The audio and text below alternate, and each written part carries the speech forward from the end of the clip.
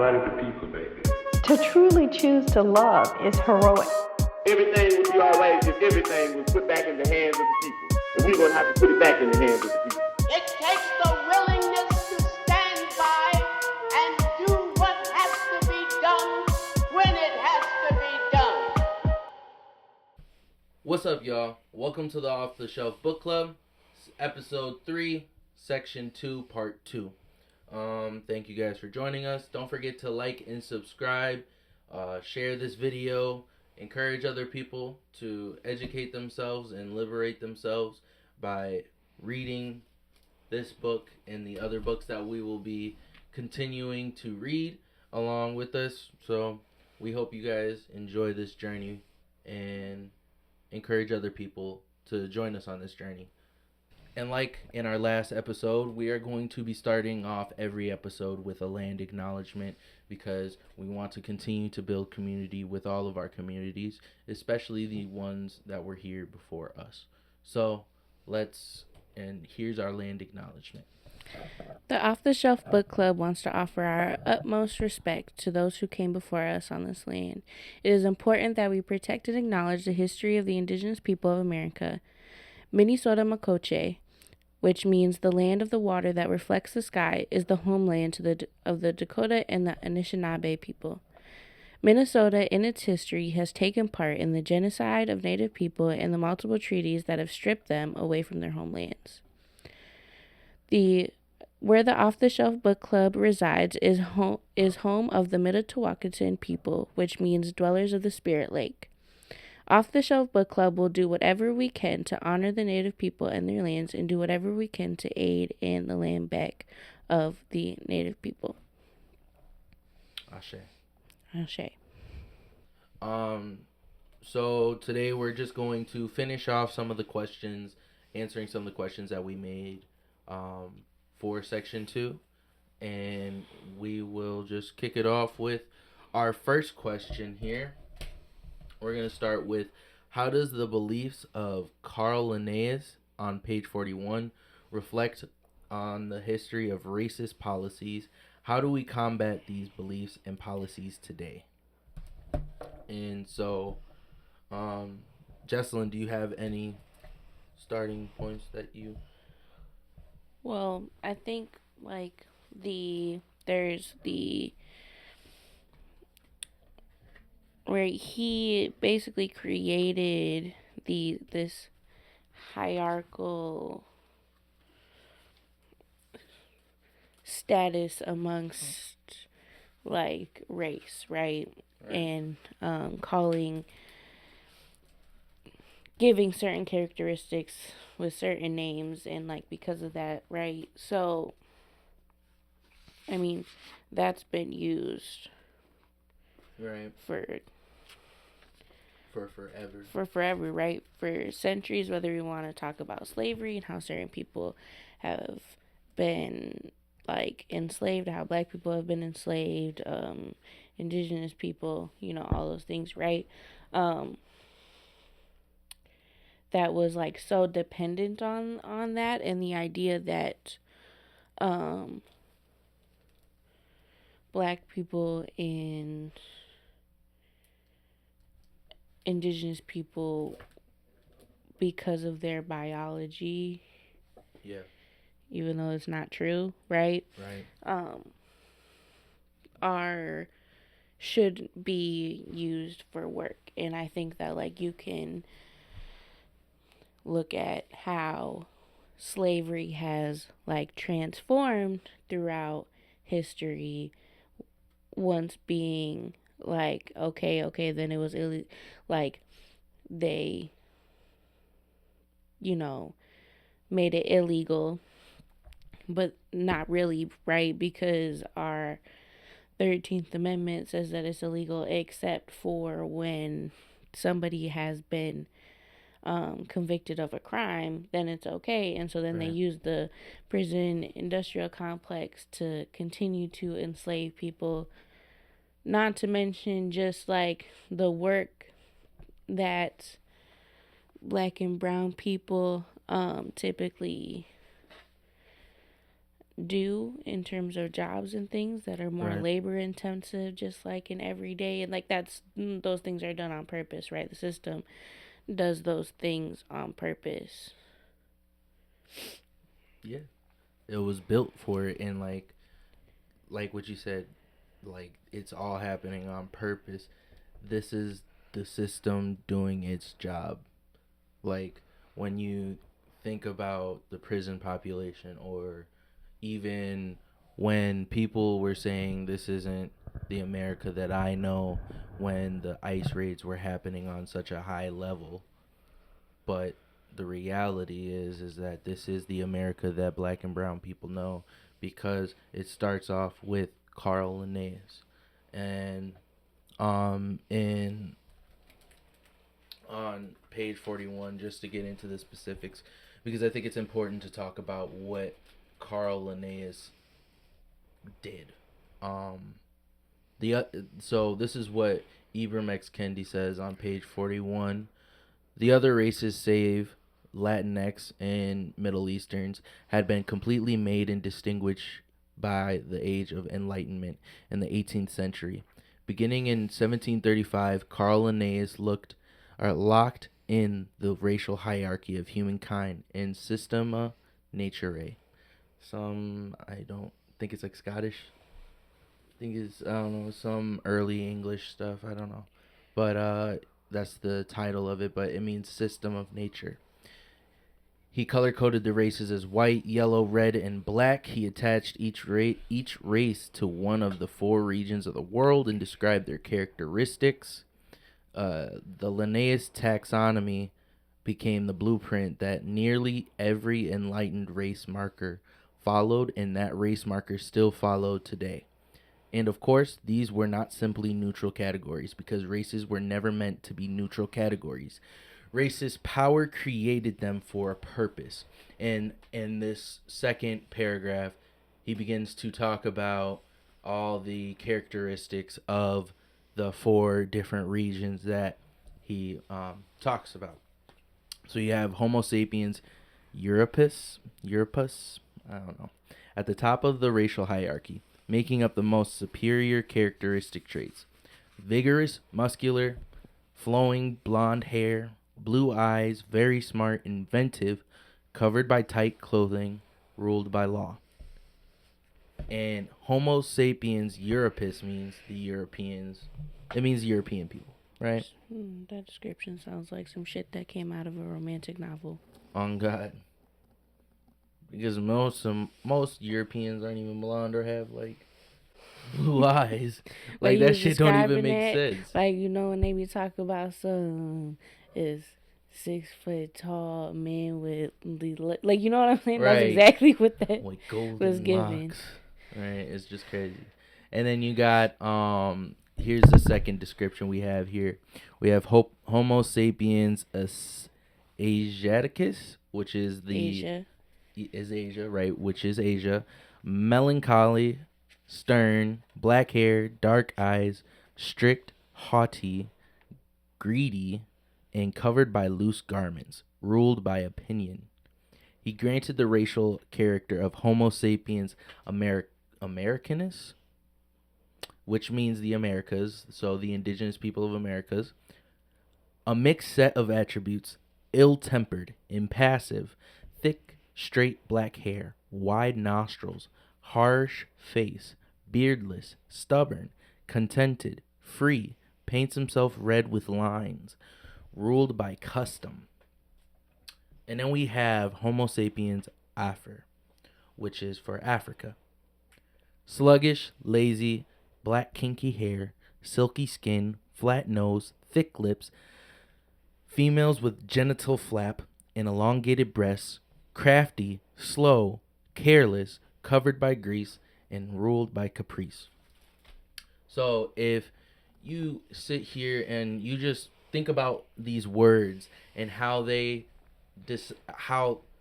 in this book called System of Nature, he was giving these regions all characteristics, assigning them adjectives. And if you hear how like the media now talks about people, You think that they are arresting illegal immigrants? They're not. Putting the word illegal on something, putting the word criminal, putting the word sluggish, like how Carl Linnaeus did, ill-tempered. Crazy work. Like, that's just only a few of them.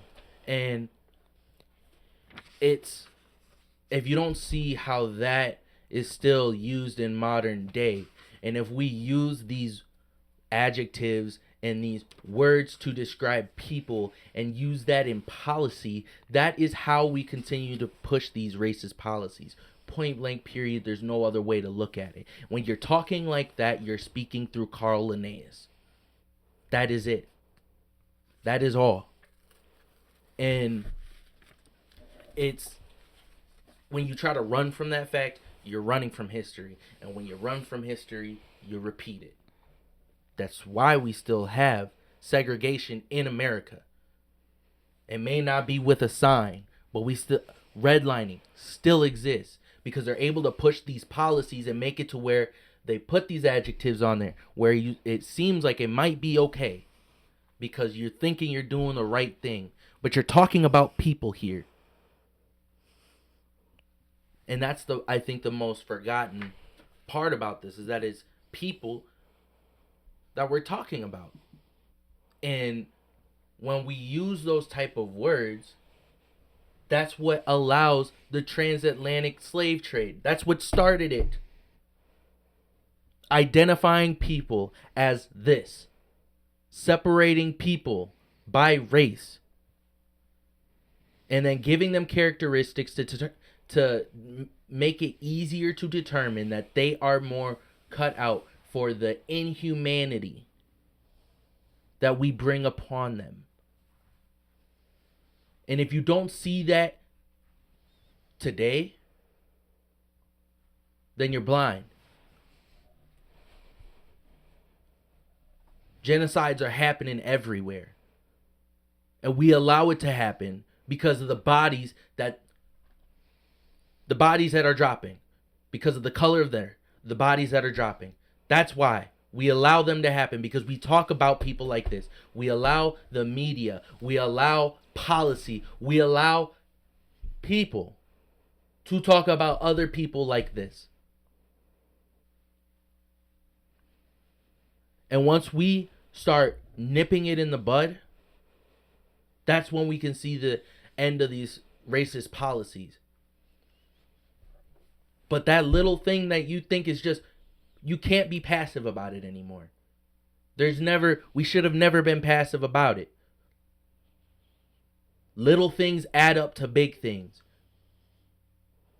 Because somebody wrote in 17 something, Carl Linnaeus wrote in 17 something, he wrote a book called System of Nature. And there is genuine science in this book. There's genuine science beyond the bullshit that he says about race. He sits here and he talks about, the whole book is about the natural world, ecology, like how how nature runs. It breaks down the different worlds in nature, like animals, plants, and minerals. That's important stuff. I think we can all agree upon that we need to be doing research. And I'm a person who believes in science. I want us to learn more about the world so we can take care of our world better. Mm-hmm. But even within that important science that he was researching about animals, about plants, about minerals, he brought hierarchy to that, bringing hierarchy to nature. And when we do that, that's how we determine that, gold is so precious, silver is so precious, oil is so precious, and or cobalt is so precious, or whatever resources are so precious. And we sit here and neglect other resources, like water. We sit here and we neglect all these other resources because it's whatever. But the things that we determine that are higher on the hierarchy, we put black and brown bodies to go pick it out of the earth and put our bodies on the line for a company. And if you think that is no stretch, what you put worth on, what you determine that has worth, that's all that matters. And when the world determines that oil is what's worth, it is the most, what creates wealth in this world, then we will go and invade a country for that. If we determine that we need diamonds, more diamonds, we go invade a country and take it. Or we enslave a country. Or both. If you don't see that, you're blind. Middle East, to this day, Africa, all over Africa. Shit, Venezuela. They got oil. They got resources. And what we will do is what we've continued to do since Carl Linnaeus. And a question that I have along with this Carl Linnaeus conversation is, how do we differentiate the racist intellects from the useful shit? Because like Charles Darwin, he's also a person who created a hierarchy, and we can also understand, we see how survival of the fittest works in like evolution within animals, because we see it. We see like birds' beaks changing, or how dogs are become more domesticated, right? So we know that some of the things that Charles Darwin was saying was real. Like, okay, there is an evolution. Like, you have to survive, and in order to survive, sometimes you have to adapt, right? But within that, he also talked about, this was the reason why we can, because these people are less than, and it is survival of the fittest, we can do whatever we want to these people as long as we can conquer them. That's also what goes along with that. Mm-hmm. So how do we differentiate? How do we differentiate from the harmful intellects and the actual useful? I think that there's like a big space where we forget and only identify the fact that these European enlighteners and scientists and whatnot are these people that we need to read about and learn from in terms of that stuff. But like, the reality is like, our indigenous relatives had those understandings about nature, and about that stuff, and has written things themselves or talked about those things themselves through stories. The same with our African ancestors. Like,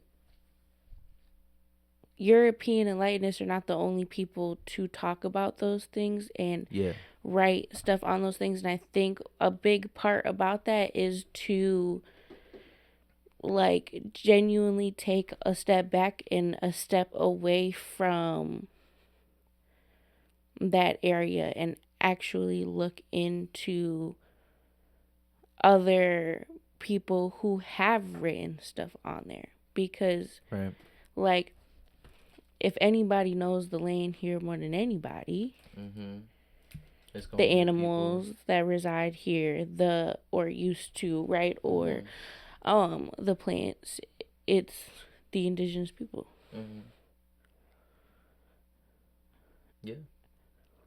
It's like we've had so many African, like, I guess you could say enlighteners or like the enlighteners equivalent, right, who have written just as good or if not better, right, things about those things, Right. like about those topics that we like just forget exist or don't even know exist at all. Right. And like, I mean, like we just learned in work about literally like the biggest college in the world Right. in Africa. Mm-hmm. There is a goddamn book about that shit that was written by Oh, I have that. an I have that book, African. yeah. Timbuktu? You're talking about? Huh? Talking about Timbuktu? But what do you mean? Like the university? Yeah. Yeah. Yeah.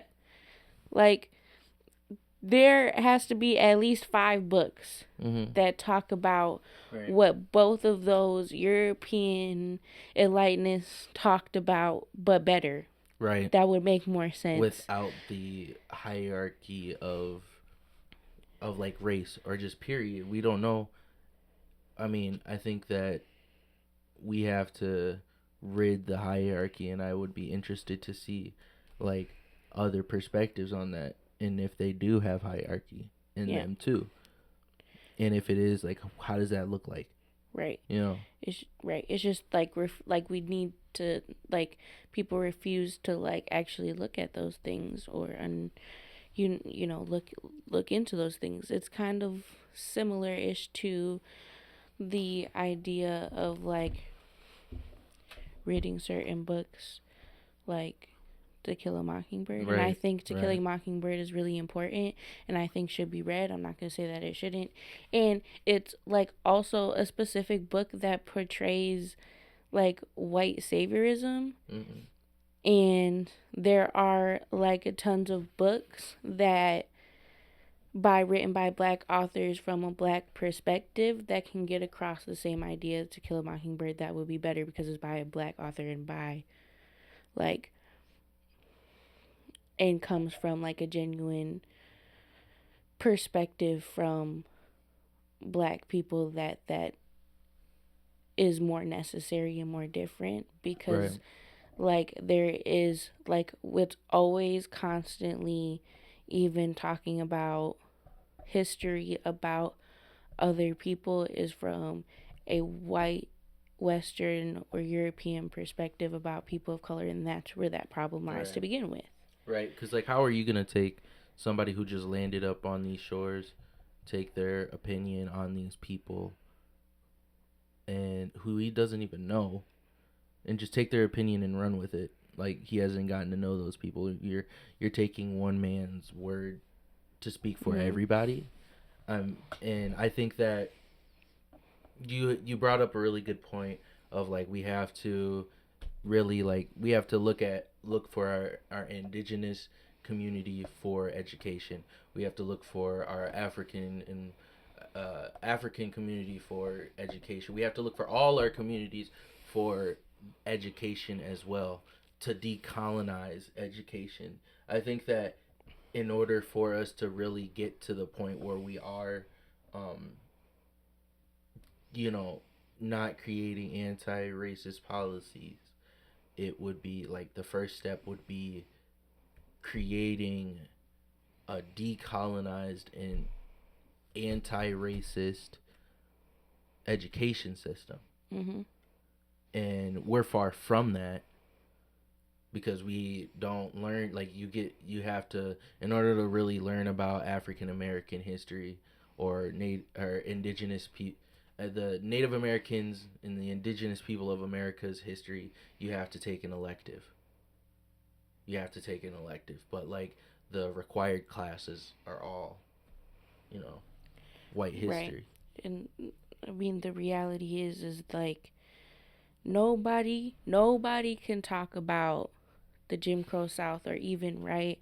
the slave South better than Zora Neale Hurston Mm-hmm. Right.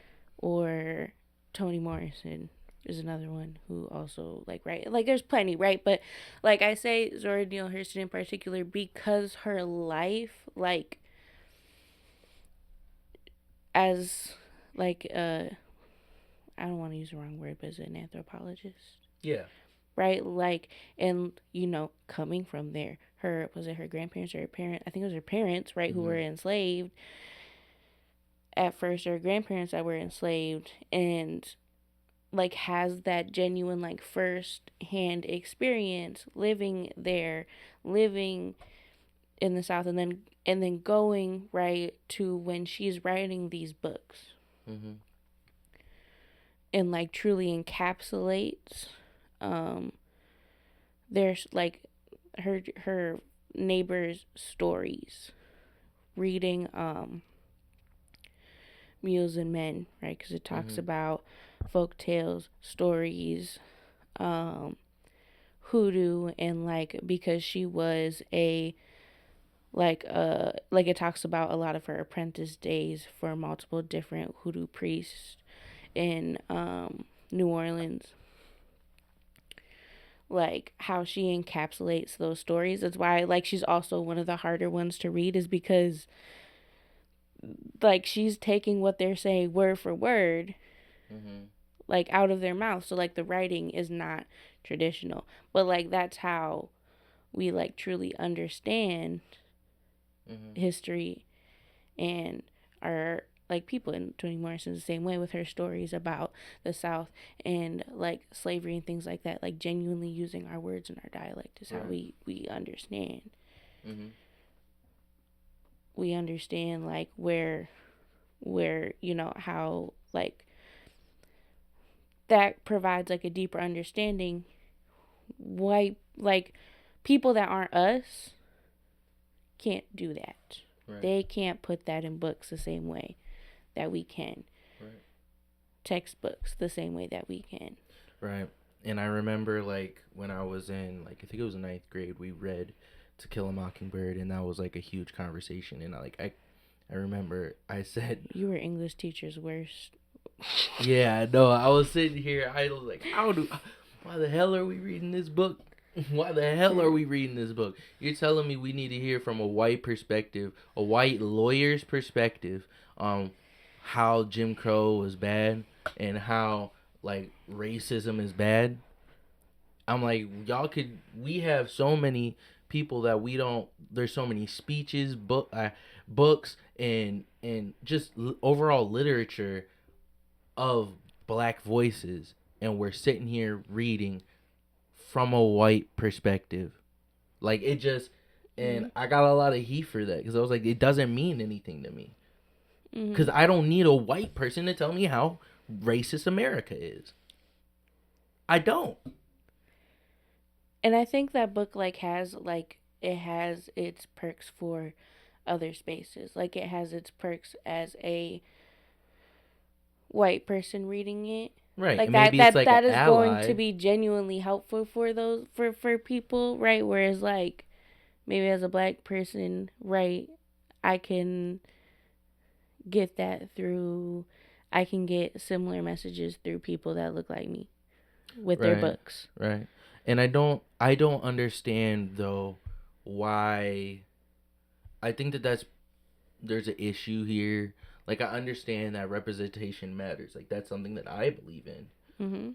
But when we're sitting here talking about an oppression, the only representation that matters is the people that are being oppressed.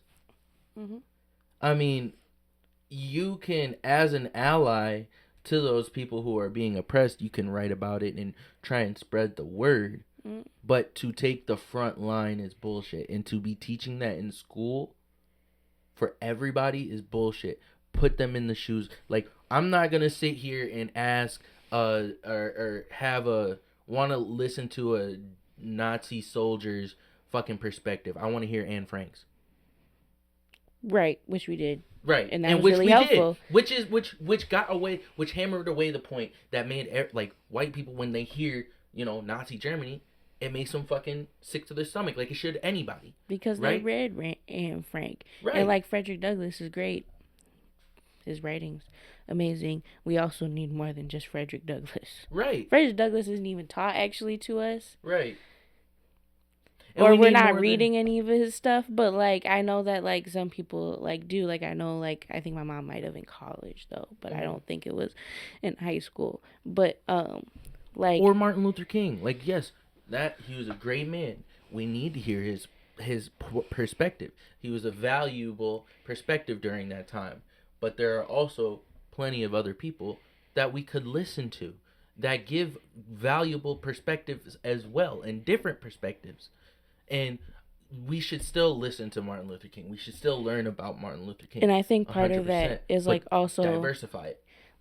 Like more than the "I have a dream" speech. And more than that, yes. God That's damn it. the real specific part, because Yeah. Martin Luther King is a complex person, and what's not talked about like at all is his change in thinkings as like towards the end of his life, and those kinds of like thoughts and those speeches and writings that he wrote, like those aren't talked about. That space isn't talked about. Yeah. Martin Luther King is like very specifically picked apart to give us what like white people are okay with him, and that's really like I think that's the biggest issue with Martin Luther King, because his actual like full person isn't truly talked about or evaluated in the way that it should be. Right. And right, there are so many different like black revolutionaries during the civil rights movement that we should be talking about that are not talked 100%. about at all, that have done, you know, so many things, or even like beyond that. Like we could talk about Brown versus like a Board of Education. Right. That like case would have never showed up without the cases that came before it. Right. And one of those cases had to do with like a Mexican school or lack thereof. Right. Because it like horrible conditions in the state of California, and because of that case helped set up the Brown like v. Board. And then there's another case too, and I can't remember the exact name of it either, but like without those, like the Brown versus Board of Education might not have happened, or might not have went the way that it should have. Mm-hmm. And like those are important to talk about, but those aren't talked about at all. Or just the like idea, like when I looked up stuff for our Black History Month stuff, and I looked up the Black Panther Party, there was still websites that were calling them terrorist organizations and being dead ass about it. Like as I was looking it up, I'm like what the fuck? Right. That's shit's crazy. But like the Black Panthers were nowhere near perfect. I think we have to recognize that, because there's a lot to have a conversation about with them. Yeah. And like there were some great people that came out of that organization, where they're like they and what like their thoughts and what they did needs to be talked about. Yeah. Because there was a lot of programs came from that. Right. Like some of our best, like I think paramedics, if I'm not mistaken, like were partially developed with the Black Panthers. Yeah, I think I just saw something recently that had like it had something to do with like the Freedom House. Yeah. As well. Yeah, and then even not only that, but like free breakfast, making sure that kids eat. Breakfast programs quite literally would not be a thing to this day. Right. The state of Minnesota would not have free breakfast for all students without the Black Panthers setting that standard. Right. Being like, and that's what we got to do more. Like, we got to like set the standard of like, these are basic human rights. Like, we got to remember that this is the same country that just was the only country that voted against food and water as a human right. So we have to start nipping the shit in the bud. When we see it, call it out, and then demand it. Demand it as a people. Because at this point, we know that they're not just going to give it to us. They're not going to give us the health care. They're not going to give us, like, they're not going to give us, like, accessible food, water, everything. You gotta play in the rat race in order to survive in this shit. And they want to keep it like that. But we could just stop running at any point and just be like, no, we demand this. And nip it in the bud. Mm-hmm. And that's, we should probably move on to our second question. Yeah. All right. Our next question is there a way, and if so, how can we transform religion and churches to do the work to help people like it's done in the past with AME churches? If you don't know what that stands for, it's African Methodist Episcopal churches during slavery and churches who helped during the Civil Rights Movement. I got this question because, one, I feel like he brings up Christianity quite a few times throughout the book, but also on page 50, he's like specifically talking about the Bible. Yep. And he says, like in the second paragraph on page 50, the same Bible that taught me that all humans descended from the first pair also argued for immutable human difference and the result of a divine curse. The people who were scattered over the earth came from Noah's 3 sons, according to the story of the biblical great flood in the 9th chapter of Genesis. And so then it talks a little bit about that. I'm not gonna go over through the whole story he talks about, but then he says curse of Ham. Yeah, right. And so he talks about the curse of Ham, and basically, right, that's the reason why black people are enslaved. And so and I feel like it's a really important conversation to have as black people who have such a complicated history with Christianity and the church, because yes, right, like we were brought here through slavery, and then they used Christianity and they used the Bible to enslave us and to justify the enslavement of us. And when we look at spirituality that is personal to us, when we look at hoodoo, for example, right, that is an African American spirituality, specifically coming out of the black people who are enslaved in this country. You cannot have hoodoo without Christianity, because hoodoo was created with African spirituality, Christianity, and indigenous spirituality. That is what makes hoodoo, right? Because of the mixing that we all did at one point in time. Not to mention, right, the fact that we look at the Underground Railroad and the real what's the word I'm looking for? They had a real hand in making sure that slaves became free, all the way from the South to Canada. As these AME churches popped up, or were there, they communicated with each other to ensure that slaves got to freedom. Right. That's where people were holding, conversations about getting people slaves free. Yep. One of my favorites, slave abolitionists. Without the AME churches, where would John Brown have his... Shout out John Brown. Have his, conversations with people.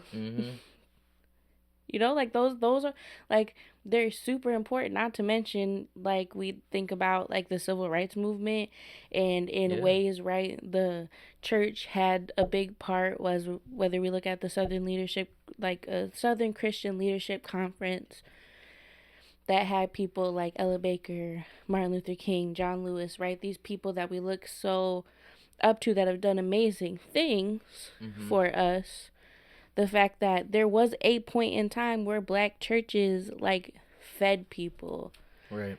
housed people, like actually raised money for their people, Right. like, and genuinely cared for them. Right. This isn't necessarily, and like when we look at today's day, the church in terms of Christianity is not something that I think that we can 100% like we can't really at all, right, look to for help and for like guidance, because of how like it, like, I don't know, like the weeds grew real big. The weeds incepted this garden and grew real big. I think that it's because we started to adapt a lot of Americanism, or like Americanism, into the Christianity and the values of it. Well, I'll say individualism more so, because it became more so like we were taking care of the pastor instead of the taking care of the community. And the way that we even talk about Jesus, like, we have, I think, like, a lot of the times what they would do back in the day was remind you that Jesus was a revolutionary. Like, he was a revolutionary person, and whether you believe in him or not, the ideals that he believed in and that he pushed were revolutionary.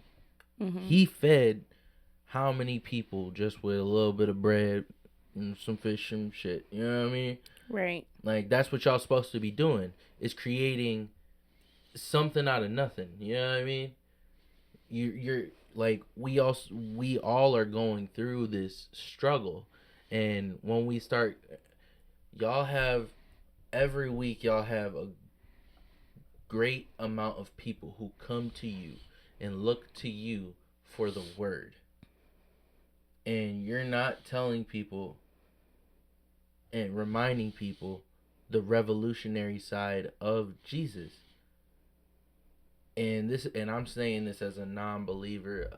I'm not a Christian person, but I can respect some of the beliefs and some of the teachings that were taught in there. And I can also respect Jesus as this, prophet person, because a lot of the things that he did, I would want to do myself. I want to make sure that people don't go hungry. I want to lead people to the truth and safety. I want to lead people to salvation and liberation. My idea of liberation might be a little bit different. It doesn't have anything to do with spirituality, but it is within the living, within the now, within the present. And once we start connecting the two of, yes, we want to live life through the eyes of Jesus, right? So do that and be a revolutionary like he was. Look at the world and don't take, we have to quit using the Americanized Bible, like how, or not even colonized Bible, because of how they use it. It actually, on page 50, they talked about how somebody decided, like, oh, that's who the curse of Ham is. Oh, here we go. It's like the third paragraph on page 50. Who are the cursed descendants of Canaan? In 1578, English travel writer George Best provided an answer that not coincidentally justified expanding European enslavement of African people. God willed that Ham's son and all of his posteriorite, yeah, all of his posteriorite. The IE is throwing me off. After him should be so black and loathsome, Best writes, that it might remain a spectacle of disobedience to all of the world. And if you sit here and you read the same Bible that says, love thy neighbor, why would you continue to be okay with and push the ideas that we're not loving thy neighbor? he traveled across the world, and then these people traveled across the world and started slapping labels on people to enslave them. And that's, we have to, and like I said earlier about the Carl Linnaeus, when you hear these adjectives, when you hear these things being said, as the church, bring Jesus into this. Jesus is political. Religion is political. Point blank, period. Jesus died because he was rebelling against the government. Like, they killed him. The reasons why the Roman government killed him was because he was rebelling against them. Mm-hmm. He was trying to lead something against them, leading people to a liberated mind. You should be doing the same thing for your people. Point blank, period. I think, like, an idea. Sorry, I mean that with love, though. I mean that with love. I felt like that was not, it may have not come off out of the tone. Yeah. I think an idea that I have, and I'm not Christian either whatsoever. I don't even have any type of Christian or church past in my, like, life. But to have the possibility of reconciliation with the church and with people of color, or in particularly black people, because I don't want to speak for all people of color, right. Like indigenous people, and specifically, so I'll say, like, with black people, is to be able to identify and acknowledge that not everything makes sense, and that there is a space where, like, be like acknowledging that there is no longer a space that is here to, like, liberate and help us as people. Right. And that you can, like, genuinely, understand and acknowledge those things and still move forward in your faith. Right. I would think, right? Right. But, like, genuinely acknowledging so that repair can be done. Because what I think is, like, tends to be an issue is, like, we don't want to acknowledge the fact that there is way too much complicated history. And even, like, with right now, and particularly with how churches act, because, like, at the end of the day, when that whole woman did that stuff about the baby food, like, there were only, like, she called plenty of black churches as well, and only 3 of them were like, sure. Right. Like, that is an issue. That's a separate issue. Like, yes, right, black churches are more leaning to help people, and there wasn't enough that actually showed up. And we need to, like, acknowledge that. Right. And we need to repair that, because that's not okay. Mm-hmm. The Drewski skit is real. Y'all mad? You got mad about it because it's a documentary. Yeah. Shit. I remember waking up in the middle of the night to the mega church fucking screenings on cable. Man, scary shit. But sorry for the joke, because I do want to say something serious though. Mm-hmm. There is a responsibility that anyone has. Like right now, me and Jesselyn have a responsibility with our platform to push positive and create a safe environment to continue to push our values and to just live through our speech. You know what I mean? What we speak. Mm-hmm. And I think that with our platform, that's a responsibility. And with the church, that is a responsibility. You have people coming to you some 3-4 times a week, coming to the same building, coming to hear somebody speak about the word And you are doing those people an injustice by not helping them, help liberate them. Yes, there is a world against you. And yes, pray to God for the strength to overcome that world. But also, since we're here as a community, let's come together as a community, love thy neighbor, and push that. Create change in the neighborhood. Create change in your community. That is our that's your platform. That's your responsibility. You have millions of people coming to you every Sunday, all across this nation, all across this world. And we're not doing what needs to be done. If there are, there should have been a movement led by churches once your neighbors were getting snatched out of the streets. Mm-hmm.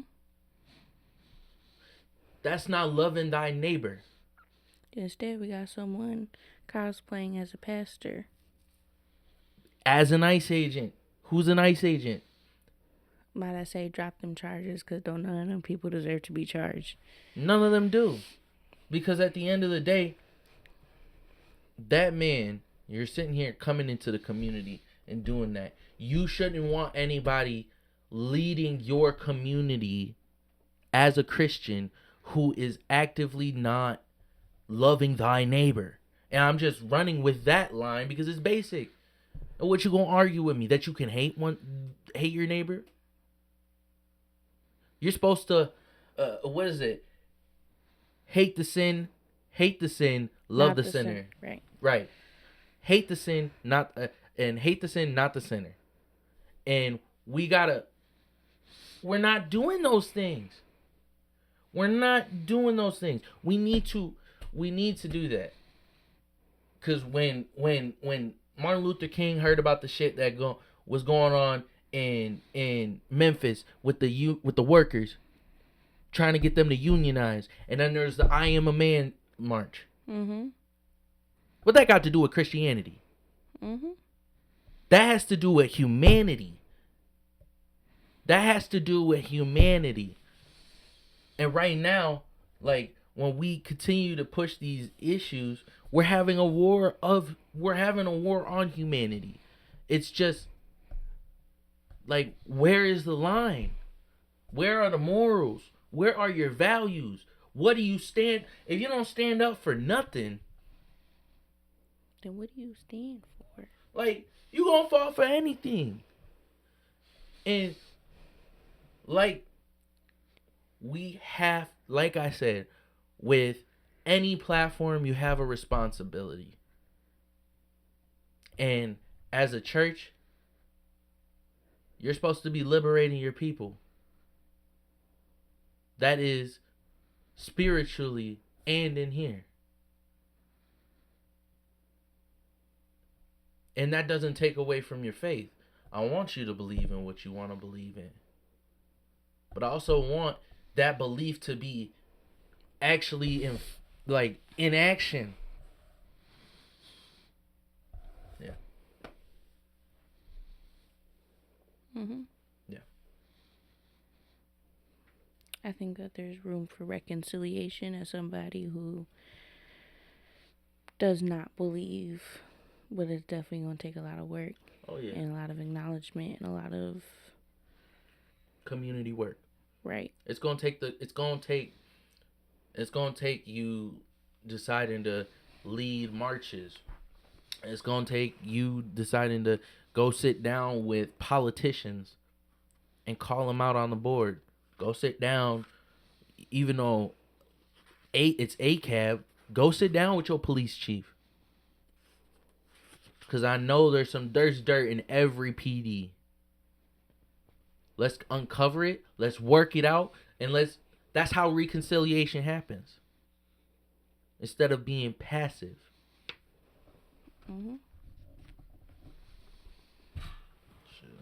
What's our next question? The next question that we have is, Why is there so much animosity between Africans and African Americans, and how can we repair this? Chapter 5, which talks about ethnicity, I think is a really big one, in particularly with the Black community, because they're like, well, I've never personally, at least that I can remember, said anything negative towards Africans or any of that, sense, right? As an African American and stuff. I'd be lying if I said I ain't hear that everywhere. Yeah. Between each other, whether it was, I was a was a student, or even like now just on social media, or with students themselves working, like the constant conversation with kids about like Black kids, like kids who have like immigrant parents, about you cannot, mind you, right, these schools are in the suburbs, right? You cannot call a school ghetto because they have a bunch of Black people in them. Yep. Well, you are Black. That doesn't even make sense. That doesn't. If you're calling a school ghetto because there's a bunch of Black people in it, then you automatically make your school ghetto with that kind of logic. Right. There's just like, and it's like, when you speak like that, you're just pretty much doing, like, what did I say? Ethnic racism. You're doing the white people's work. Right. You're just doing the job of the oppressors, before and current. You're just continuing to push their ideals. Okay, so I'll be honest. Growing up, there was a lot of anti-Black things that were just popular overall. I mean, there was a time period, I think I feel like it lasted all throughout the 2010s. The battle of light skins and dark skins. It even lasted, I feel like, into the 2020s. It's always been around, right? But like, there was like a genuine, I feel like the way that we used to talk shit to each other was just so, I cringe now because I know that it is anti-Black. Why the fuck are we talking about how Black one another is? Like that, it's not doing anybody any good. King Batch was a CIA psyop. Swear to God. And all of those Viners was that nigga Melvin something? Melvin, I don't know. The watermelon nigga. But yeah, y'all are Marlon Webb. I want to say it's Marlon Webb. Some perp, I can't remember who else it was. Jerry Perp Drink. Damn, the fact that I got these shit memorized. But yeah, like that shit is like a genuine issue that has fucked our community up, and it was anti-Black, and we got to start doing something about, like, there's like genuine animosity that I don't blame us for having towards each other, because we would sit there and talk about, like, there was this, like, when you look at those vines and you just kind of put it as a blanket statement, right? Like, this is what it is. The light skins were the pretty ones. They were the non-violent ones. They were the kind of cowardly ones, the ones that were more likely to be with the white woman and shit like that, and like it was like those type of ideas, right? And then you got the dark skin, the violent, the super buff, or connecting it to Africa, and then like the issues with that went with them connecting to Africa because they would connect stereotypes to that, and like it was the same shit that Carl Linnaeus was doing. What Carl Linnaeus was doing was saying, hey, like in Africa, this is what I see as these people. This is what they are. And then we got those ideas in the back of our head, and then we continue to divide each other even more. And we perpetuate those onto each other. And like a root of the issue, right, is because he gave like a really basic version, right, of this racial hierarchy. But this racial hierarchy that exists now is like a lot more complex, right? Because you have the idea that the racial hierarchy is that, like, and there are plenty of examples. Yeah. of Asians being at the top of that racial hierarchy, what we call this model minority space, and Black and Indigenous people being at the bottom of that hierarchy. And then, but within those, like even like with Asians, right, there's even a hierarchy within the different kinds of Asians that are more model minority than the other. And the same goes for like Black people, right, where it's like out of Black people that are Black skin, Africans are better than African Americans, and that's that white supremacist like ideology that gets pushed out, that then gets told to us, and then we spew that stuff at each other. Right. Now we're, saying that African Americans are lazy, and like, Africans are saying those things and how they don't work hard enough, when the reality in the book itself talks about how the difference between Africans do better do better because of immigrants. When immigrants migrate to somewhere, they automatically do better because the idea that they're in, like, because of the space that they're in a different country, and just genuinely having to work harder, that regardless of race, immigrants just do better when moving to a new country. They had the grit to get to that country, so they're not going to give up when they get there. That's the kind of idea. That's how I thought about it. And he talks about it in the book, right? Is that, like, at the end of the day, there's just that space. It has nothing to do with race. It has nothing to do with the fact that African Americans are lazy, because they're not. We built this country. This country was built by Black and Indigenous, is like enslavement. So, yeah, like, that would just be a lie, right? That is just a lie, right? The reality, right, that this book constantly, like, right, talks about is that there are systems in place that make it hard. Yeah. Where it takes more than just a bunch of grit for people like African Americans to actually do the work to get somewhere. Agreed. And I think that we just gotta quit with the bullshit. Like, at the end of the day, like, we have all faced the aftermath and side effects of colonization, whether you are from America or Africa. You have suffered from the oppression in some way, somehow. Like, your life wouldn't be how it is without that. Like, it affected your life somehow, some way. And once we accept that, we can start really working together on how can we be there for each other to ensure that we are all lifting up. Because at the end of the day, like, something that I had to explain to my white family when I was telling them that I am Black, whether you like it or not, is that when it comes down to it, you and me, whether your family are from Africa and have immigrated from there, or you're from America and you're an African American, when you are shot by the police, when the state commits violence against you, they will identify your body as Black. That's it. That's all that matters. So us sitting here playing with the semantics is stupid, and we're just doing the oppressor's job. Because at the end of the day, when they read your autopsy, it's going to be a Black body.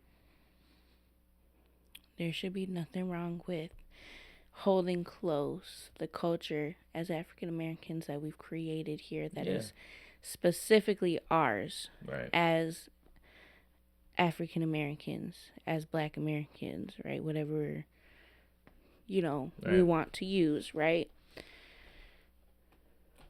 Because it should be. We created something specifically out of the circumstances that we were forced into, and those should be held close to us. We should, in ways, gatekeep those things to ensure that, these things stay with us for centuries to come. And there's also nothing wrong with being able to connect back with what could have been, with our African ancestry that we all have. Right. To go back there to, like, take part in the culture that could have been ours. That is ours to an extent. Right. That could have been ours. Because it's not like we chose to come here. Right. We did not. We were forced here. Mm-hmm. So, like, we should be, like, we should allow ourselves both of those spaces. I think that just like, I agree with the gatekeeping of culture to an extent, but I think that it's important that we invite our African brothers and sisters into that, you know, or just our African relatives as a whole, to welcome them into the African American culture, because we can't forget, like, the amount of connections that we still hold to our African roots, because our ancestors did everything they could to maintain those roots, and we maintain them so much that even within, like, hip hop, you can see traditional dance moves, like, across the sea, you know what I mean? Yeah. Or you could hear, like, the drum patterns, or how we sing, the hymns, everything. Like, there's a sense of, there's a connection to us, but we also have to respect it, because, like, yes, we have Nigerian in us, right? We are Nigerian as well. So yes, that is part of our culture too, and that part of that Nigerian culture built is foundational in our Black culture. Right. Here. I didn't mean to keep, like, African people excluded from that. I meant everybody that just wasn't Black. Yeah. What's that Mona Leo song? Like, hey. Yeah. That's my favorite. Yeah, but I think that there's a lot of repairing that we've got to do, but we also got to, like, instead of, hold up. This is what we got to do. No more inviting non-Black people to the cookout. Let's get to know our African relatives. Let's invite them to the cookout. Because you know they going to bust down some shit too. You know they're going to bring some busting shit too. Just no mac and cheese. Yeah, no mac and cheese. But everything else, yo, bust that. Hey, come on. Yeah. And that goes with not just our African relatives. That goes with our Caribbean relatives. That goes with our Afro Latinx relatives. Like, we invite y'all invited to the cookout first. Everybody else, fuck it. To the back. Yeah, y'all can watch from the outside. But, like, we got to get to know us first and, like, build that community. Pan-Africanism all day. Like, we got to, like, we can't. Because globalization is real, and what happens to us happens to others. Right. Whether we want to acknowledge that or not. Mm-hmm. What happens in, for example, even though they're not Black, what happens in Palestine. Yep. Does directly affect us. Yep. Even as Black people. What happens in Sudan and what happens in Congo, it directly affects us as people, because globalization is real, and, like, whatever, like, when things happen outside of us, it still affects us negatively, and we need to, like, stop pretending like that doesn't exist, especially in terms of politics and who we choose to elect and who we decide to vote for and hold accountable. Because looking at you, Jasmine Crockett.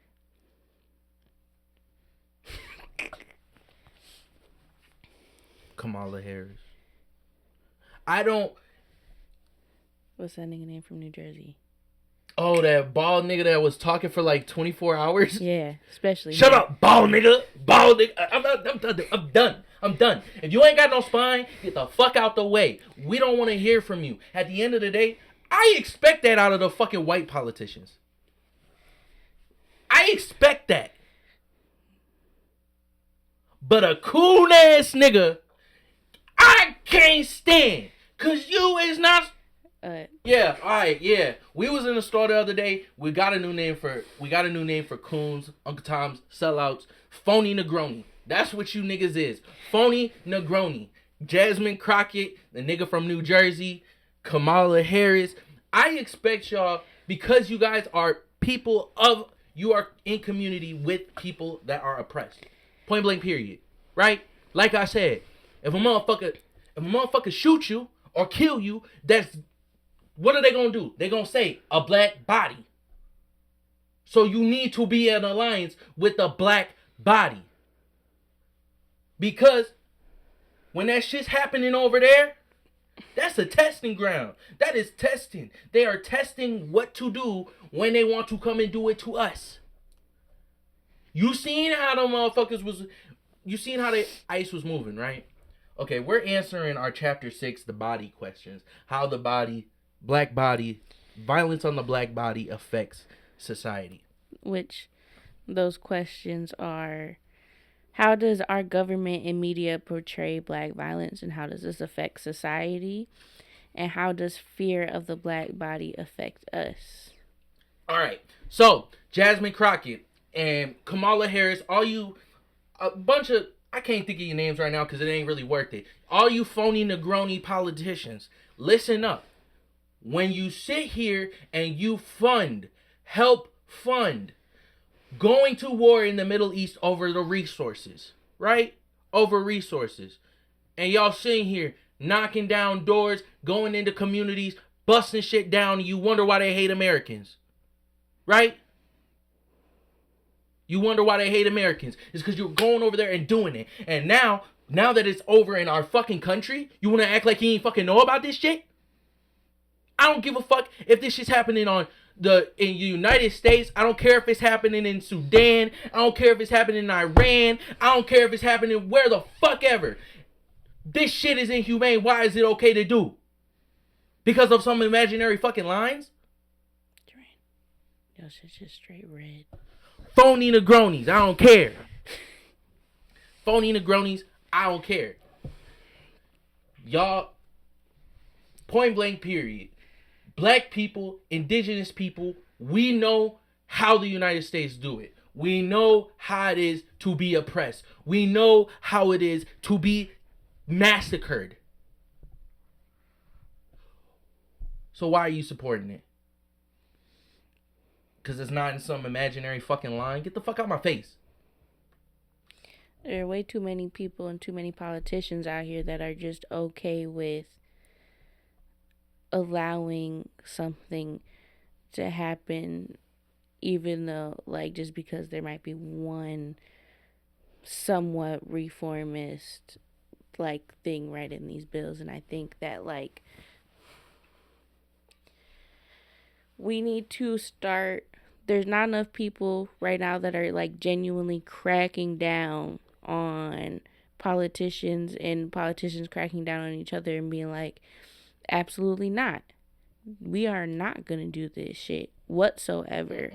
Like, at the end of the day, should people have gone without, like, government assistance for that long? Absolutely not. The fact that was even something that had to happen was absolutely insane.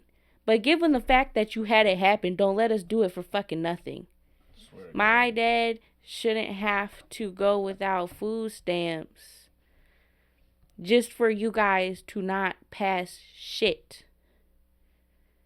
Only thing to help him or to help anybody. Like, for example, like, that shit should not happen. And then get nothing out of it. Like, genuinely. What the fuck are you doing? You just playing with our fucking feelings. You playing with our money? You playing with our money. You're playing with our feelings. You're playing with our health. You're playing with our safety. You really, like, let's be fucking for real. Y'all are really lucky. Y'all are really lucky that the people haven't fucking woken up yet. Because guillotine for everybody.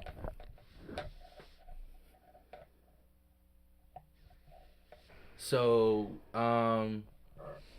we kind of went off. I went off task and went on a rant. But it was connected to the topic, but it wasn't at the same time. So you'll get that clip separately. But we want to make sure that we do answer these last questions of chapter 6 here.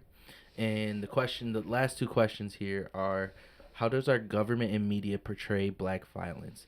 How does this affect society? And how does the fear of the black body affect us? And so, Jessalyn, what do you think about that one? Yeah, I think that our government and the media, like, is very specific. Like, they do, I think, like, they're calculated in terms of how they portray us in media and things like that. The fear mongering, right? Whether it's specifically black bodies and the constant, when you watch the average news, all you see is black bodies doing crime. Yeah. Even though white people statistically make up more crime, and like in terms of drugs, for example, right, white people and black people in terms of drug crimes do it in the same amount.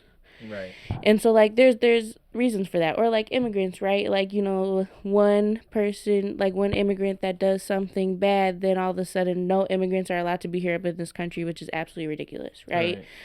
Fear-mongering, things like that, so that people that are not us, or even us, right, end up scared of each other. Like, when we think of, like, the war on crime and the war on drugs, like, there were so many black people that were for those, like, for cracking down on crime and, like, allowing these horrendous legislation to be passed. Because they were able to successfully fearmonger us of our own bodies. And, like, the tactic that they used with the fear-mongering is using the language of Carl Linnaeus. Right. And, like, we believe that, so it became more and more real. And it's like we also, I think, as humans, we don't believe in group punishment when it comes to us, right? Like, you as an individual, you don't believe that you should be punished for a group, right? Because you didn't have anything to do with it. But for some reason, we want to do that to other people all the time. And it always happens to us as black people. One black person accounts for the entirety of black people. Nat Turner, for example, they still have the fear of what Nat Turner instilled in them, because he decided to rebel, rightfully so, against the oppressive system, and he, rightfully so, did what he had to do to his oppressors. Killed 55 white people. Yeah, smoked them. And, like, that fear has continued to be used in the media and have been able to push Carl Linnaeus's beliefs even further. And we use that as, like, quote-unquote evidence to push that narrative. And all you're doing is fear-mongering, because at the end of the day, we know, I think, inherently that nobody is born bad, but we also don't want that to be the case, because then we can victimize people, or we can turn people criminalize people. That's what I mean. We're able to criminalize people like that. Like, the idea that George Floyd was on fentanyl at the time of his murder, and even if he was, why the fuck would that shit matter? That means that you didn't do your fucking job himself. And that means you didn't do your job of protecting people. Y'all are supposed to be carrying fucking Narcan. If that was the actual instance, you are at fault for that then. And then all of a sudden that means that Derek Chauvin can kneel on his neck and kill him. Do you know how crazy that sounds? Right. And even if he didn't take it and he, like, let's say sold it, this is going to be a really hard conversation for some people. Yep. So what? Yep. That doesn't deserve what he had gotten, if that was the case, which it's not true, right? I would like to say that. I don't want people to think what I just said means that, like, that's what happened. Right. But, like, just because that's what people are talking about, like, it, like, the idea that even if it was true, it shouldn't matter because people don't deserve that. Right. I feel like that shouldn't be that crazy of an idea, but here we are again, right? But, like, how just overall in general, right, the media and our government portray just the black body overall is, whether it's us being violent criminals or us being welfare princesses and having a bunch of kids and on government assistance, right? Because that's a whole nother conversation. Yeah. And how the government treats, in particularly, black women, and how that, like, that kind of outlook on things, because black women are subjugated, in my opinion, like one of the worst, right?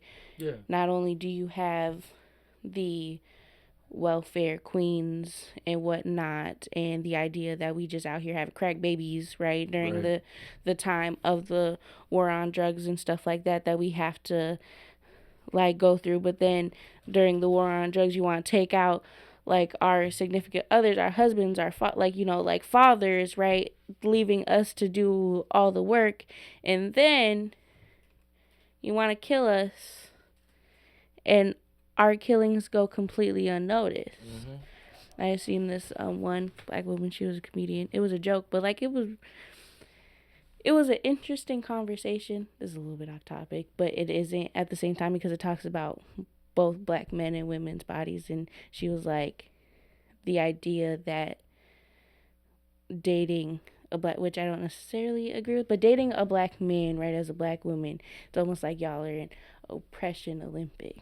Yeah, right. She was trying to talk about how this racist white person did something to her at work, and his response is, "You don't know what it's like to be a black man in America." And then she was like, and then Sandra Bland died. She realized that black women can be killed by the police too. And that changed everything. She made a joke about it. It was a funny joke about, like, she was like, "Shut up, because black women can get killed by the police too. Now let me talk about my fucking day," right? But, like, we get killed at high rates. Yeah. That shit doesn't get media coverage. Yeah. That shit doesn't even get, we get killed by the police, and that shit don't get media coverage the same way that I do with black men. Yeah. Like, Sandra Bland, like, damn near, like, skated by a little bit. And, like, even Breonna Breonna Taylor got skated by up until George Floyd, because that shit happened a while back before George Floyd even happened. Right. Yep. So, like, there's also that space too, where, like, and I'm not trying to do oppression Olympics between black men and black women, because at the end of the day, we are killed. Yeah. Our killings go, like, our killings both do go unnoticed, right? Because we could talk about Alex Preddy, Renee Good, and then Keith Porter. Yep. That came after the fact. Or even like, and I wanna also include indigenous people in this conversation too, because indigenous people have been subjugated to just as much violence, if not more, by the state, by the government, whether that is in America or in the United States of America, or in any of the countries of Central America or South America, or even up North America, like Canada and stuff. Like, these are stories of why, like, we're gonna bring up, there's a march happening February 14th, and it's a missing and murdered indigenous Women's relatives. and what relatives is a missing Yeah, and murdered sorry. indigenous women's and relatives march that's happening on Valentine's Day. I know, to the day that we're recording this, there's like a community art thing where they're making posters and stuff like that. Yeah. And then the next day, in the morning, I believe it's from like 11 to 2, and I even think that there's another one that's happening later in that day, Yep. or later something happening in that day for it. And I think that it is genuinely like important for us to really talk about and show awareness, right? Our indigenous women and relatives like are killed and are missing at such an extreme high rate, and nobody cares. It's not talked about at all. That's like no media coverage, like whatsoever. At all. And so like we need to genuinely give care to our indigenous people that are here and help them and provide aid to them with needed, and like genuinely offer community with care, them, love, protect them, and protection 100%. because like they didn't ask for this. Some people done showed up on the goddamn land and was like, this shit's ours for whatever, like. And they've been dealing with it ever since. And they can't run from it either. They were literally, like, just, I already know, like, how, like, black people have felt about the fact that we didn't get reparations.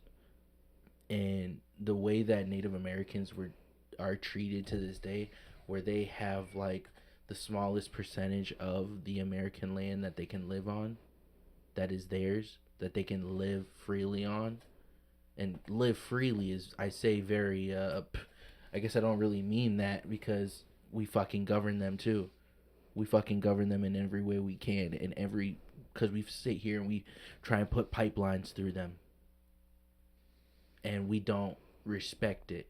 And we don't respect the people that come from here, and we don't respect the land either. And it brings me to the conversation. I think you could draw everything back to like Carl Linnaeus, because the idea of how native or indigenous people of this land looked at the land and knew the land and loved the land and cherished the land and understood the story of it. We don't even regard that. And we're supposed to take the people who came here just exploring shit. We're supposed to take their word for how this shit works. And the order of things. We need to truly give our indigenous relatives a platform and a voice, and give them, because the way that they're able to get to be able to cause harm to indigenous bodies is the same way that they're able to cause harm to black bodies too. It's like, it's all a learning. It's like, into all bodies, because what they're gonna do to us, whether it's our native and indigenous brothers and sisters, to our black brothers and sisters, like, they're gonna do it to all of us eventually if you are not at the top. yeah. And so we just need to do what we can to protect each other and care for each other. And like, the reality is that our indigenous brothers and sisters go missing at such a high rate. Nobody does anything about them. And we know that pain. And they're on their own searching for their mothers, their aunties, their sisters, their cousins, like truly on their own, because it's not like, our government, our police system is going to do shit. There's cases where they're the ones that are snatching them up. Hello, right? ICE literally just snatched some of our native brothers and sisters up for no reason, because this is their land and they are native here. Where the hell are you going to deport them? Like, somebody should hit you upside your head for even thinking of doing some dumb shit like that. And I think that once we identify and accept that, like, yes, our communities are being attacked, and we acknowledge the fear of the black body, we acknowledge the fear of the indigenous body, and we acknowledge these things, we can move forward, and then we can talk about class. Because yes, all these things that are happening to these black and brown bodies, they're going to happen to you too.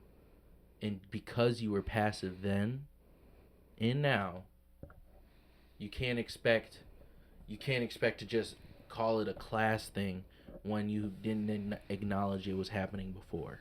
Mm-hmm. And it can't be just a class thing if we still fear these bodies, because we're not looking at each other as humans. You don't want anybody to fear you, to fear your existence. Then why are you fearing someone else's? I mean, it just you just got to look at it through a humanistic, just look at it as a human. And like growing up being deemed a violent kid, that shit, you begin to carry that. You begin to carry those feelings. And that's because of the fear of the black body that was instilled in me. We internalize those things then. Right. And then I thought that because since they're deeming me as this, that, oh, other black people have to be like that too. Because if I'm like that, then all these other the students around me that were black, a lot of them were deemed violent. Then that carries on to my head is that, oh, black equals violence. Mm-hmm. And I know that that's not true, but it's those type of thinkings that continue to allow us to be complacent with the violence, with the dehumanization that happens in the Americas, that happens in Africa, Asia, wherever. We have to nip it in the bud. You can't be complaining about the weed taking over your garden when we've been telling you about it for forever. Mm-hmm. And then say, oh, we all got to deal with it. Man, we been out here trying to deal with it. Mm-hmm.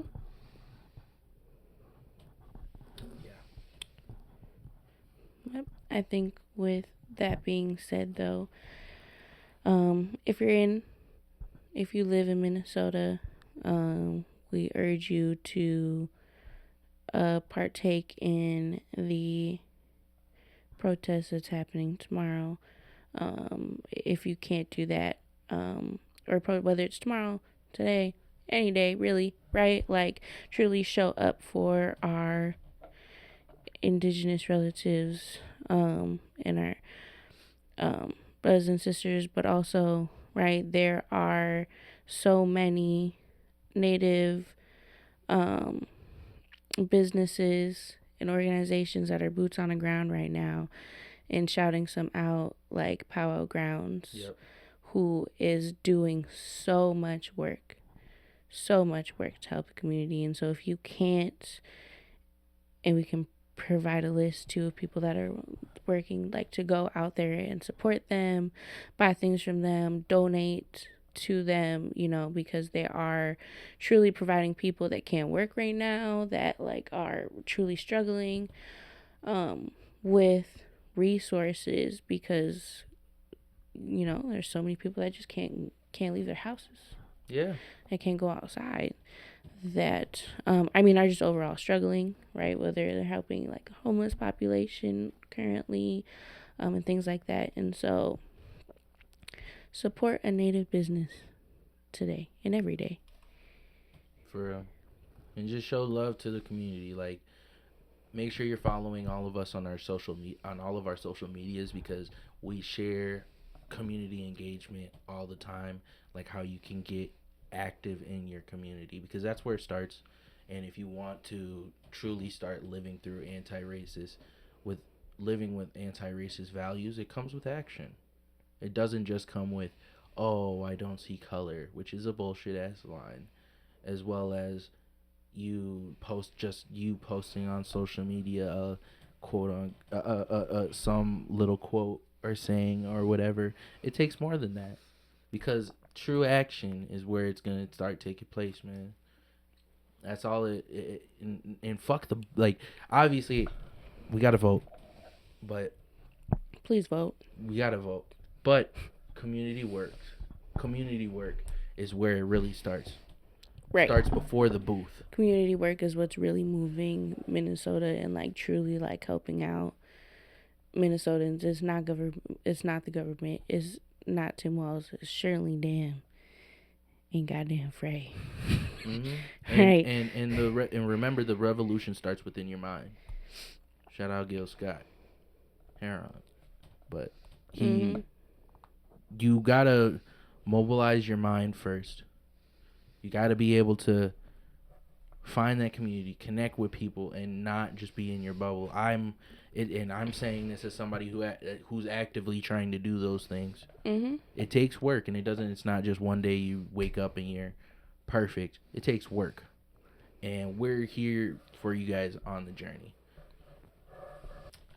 All right, well, thank you all for listening. We appreciate you checking in again and participating with us. We appreciate anybody who wants to give their opinion, leave comments, like, subscribe, reach out to us on social media if you have any things that you want to add to or you have any advice, anything you want to add to the discussion. We want to create a community that is turning into revolutionaries, and it starts with the mind. So again, we appreciate y'all listening. We hope y'all have a wonderful day. Wish you nothing but the best, nothing but health and wealth and a peace of mind. We love you guys. Ashe. Ashe. What's up, y'all? We almost forgot to put the questions at the end of the video, but here we are with Section 3, Chapters 7 and 8 questions. Chapter 7 is about culture, and Chapter 8 is about behavior. So, for Chapter 7, our first question is, how can we keep cultural innovation mainstream while also preserving our culture? Question 2 for Chapter 7 is, how does the work of our ancestors show up, and how have our traditions breathed life into us? And then Question 3 for Chapter 7 is, how has hip-hop influenced our world? Now on to Chapter 8, behavior. Our first question is, what steps can we take to stop the narrative that one black person or person of color can speak for all of us? Question 2, how can we move away from standard testing? Question 3, how can we ensure that the words of our ancestors and previous leaders stay anti-racist? And question 4, how can we ensure the idea of ourselves and people around us is not internalized racism? Again, thank you for joining us. We really appreciate all of your support. Again, if you have any answers to any of the questions that we have asked, feel free to drop a comment, reach out to us in our social media DMs or our email. We greatly appreciate any of your opinions. We'd love to host them on our platform. And yeah, we appreciate everything y'all do. We hope y'all have a wonderful day. Peace of mind, great health and wealth. Ashe. I run it for people, baby. To truly choose to love is heroic. Everything would be all right if everything was put back in the hands of the people. And we're going to have to put it back in the hands of the people.